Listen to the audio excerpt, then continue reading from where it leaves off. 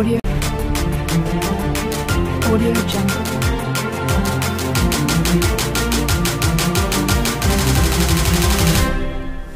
अब हम देखते हैं टाइप्स ऑफ डिजीज। यहाँ पे बेसिकली 3 तरीके की कैटेगरीज हैं डिजीज की। साइटोप्लाज्मिक, दूसरा होता है सेक्स लिंक्ड, तीसरा होता है autosomal disease. Cytoplasmic, sex linked और ऑटोसोमल डिजीज हम एक एक करके सबका क्या करेंगे, डिटेल स्टडी करेंगे। अब हम देखते हैं कि सेक्स लिंक्ड जो इनहेरिटेंस होता है, सेक्स लिंक्ड जो डिजीज होता है वो क्या होता है। तो पहले तो ये जाने कि सेक्स क्रोमोसोम क्या होता है। ह्यूमन के केस में जो लास्ट पेयर होता है वो सेक्स क्रोमोसोम का होता है, जिसमें XX और XY आता है। तो हमारे पास 2 तरीके क्या हो सकते हैं यहाँ पे क्रोमोसोम हो सकते हैं, X क्रोमोसोम और Y chromosome. Sex linked inheritance में हम देखेंगे कि कुछ जीन्स हैं जो ट्रांसमिट हो रहे हैं Y के थ्रू, कुछ जीन्स हो रहे हैं जो ट्रांसमिट हो रहे हैं X के थ्रू। जो Y के थ्रू ट्रांसमिट होंगे उनको कहेंगे Y लिंक्ड इनहेरिटेंस और जो X के थ्रू होंगे उनको कहेंगे X linked inheritance. X linked inheritance हमारे पास 2 तरीके के हो सकते हैं, X लिंक्ड डोमिनेंट और X लिंक्ड रेसेसिव पैटर्न। फिर ऑटोसोमल इनहेरिटेंस। ऑटोसोम वो होते हैं ह्यूमन के केस में 23 पेयर में से फर्स्ट से लेके 22nd क्रोमोसोम तक जो होते हैं वो ऑटोसोम कहलाते हैं। तो ऑटोसोमल क्रोमोसोम पे जो जीन होते हैं अगर उनका इनहेरिटेंस हो रहा है तो कहलाता है ऑटोसोमल इनहेरिटेंस। ऑटोसोमल इनहेरिटेंस भी डोमिनेंट और रेसेसिव 2 तरीके के हो। तो हमें किसी भी पेडिग्री के अंदर टोटल 6 टाइप के डिजीज का क्या करना है,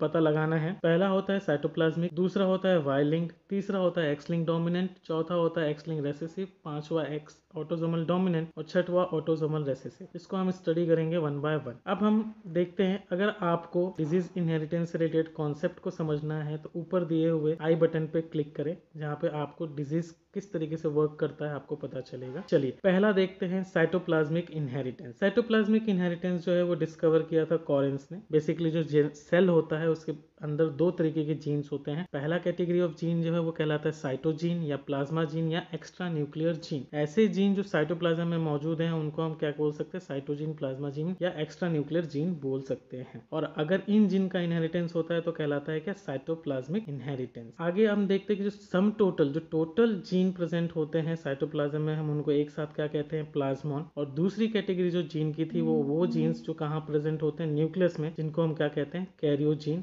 बोलते हैं। Inheritance of cytogene in organism occur only through female. हम मानते हैं कि जो इनहेरिटेंस होता है साइटोजीन का वो ज्यादातर किसके थ्रू होता है, फीमेल के थ्रू होता है। इस वजह से हम इसको क्या कहते हैं, मैटरनल इनहेरिटेंस के नाम से भी जानते हैं। अब ऐसा क्यों होता है, तो आप जानते हैं कि जो एग होता है उसका साइज बड़ा होता है और मेजर कॉन्ट्रीब्यूशन जो होता है, ठीक है, साइटोप्लाज्म का वो एग के थ्रू होता है। अगर केस हम देखें तो फीमेल क्या होता है, कैरियोजीन के साथ साथ साइटोजीन भी क्या करती है, इनहेरिट करती है। पर male gamete in higher plant is called nucleus. Male gamete जो हायर प्लांट में होते हैं उनके पास बहुत ही माइनर अमाउंट, नील अमाउंट में क्या होता है, साइटोप्लाज्म होता है। तो ज्यादातर कंट्रीब्यूशन वो किसका करते हैं, कैरियोजीन का। और बहुत माइनर अमाउंट में, नील अमाउंट में क्या करते हैं, वो साइटोजीन का कैरियर क्या करते हैं, इनहेरिटेंस करते हैं। इस वजह से मेजर कंट्रीब्यूशन फीमेल का था, इसलिए फीमेल के थ्रू ही यहाँ पे क्या होगा, इनहेरिटेंस होने वाला है। इसलिए हम इनको क्या बोल सकते हैं, मैटरनल इनहेरिटेंस बोल। साइटोजीन जो है ज्यादातर अपने सेल के अंदर 2 ऐसे ऑर्गेनल्स है जहाँ पे साइटोजीन प्रेजेंट होते हैं। पहला होता है माइटोकॉन्ड्रिया और दूसरा होता है क्लोरोप्लास्ट। इस वजह से हम इनको क्या करते हैं, ऑर्गेनल इनहेरिटेंस के नाम से भी जानते हैं। जैसे कुछ एग्जांपल हम देख सकते हैं कि क्लोरोप्लास्ट में leaf colour of Mirabilis jalapa, albinism in plant जो होता है वो इनके थ्रू इनहेरिट होता है। क्लोरोप्लास्ट में जो सर्कुलर डबल स्ट्रैंडेड डीएनए होता है उनके थ्रू इनहेरिट होता है। वैसे माइटोकॉन्ड्रिया के अंदर भी सर्कुलर डबल स्ट्रैंडेड डीएनए होता है, जिसमें कुछ स्पेसिफिक जीन होते हैं जैसे मेल स्टेरिलिटी इन मेज, पेटाइट फॉर्म ऑफ फिस्ट, इनके थ्रू इनहेरिट होता है। कि डिटेल ट्रांसमिशन की स्टडी के लिए आप डिस्क्रिप्शन बॉक्स में डिटेल चेक कर सकते हैं, वहां से आपको लिंक मिल जाएगा। अब इसको सॉल्व कैसे करना है, तो आपके सामने एक पेडिग्री दिया हुआ है। इस पेडिग्री में आप देखेंगे 3 जनरेशन है, मेंशन करते हैं first, second and third generation. मैंने जैसे पहले ही बताया था कि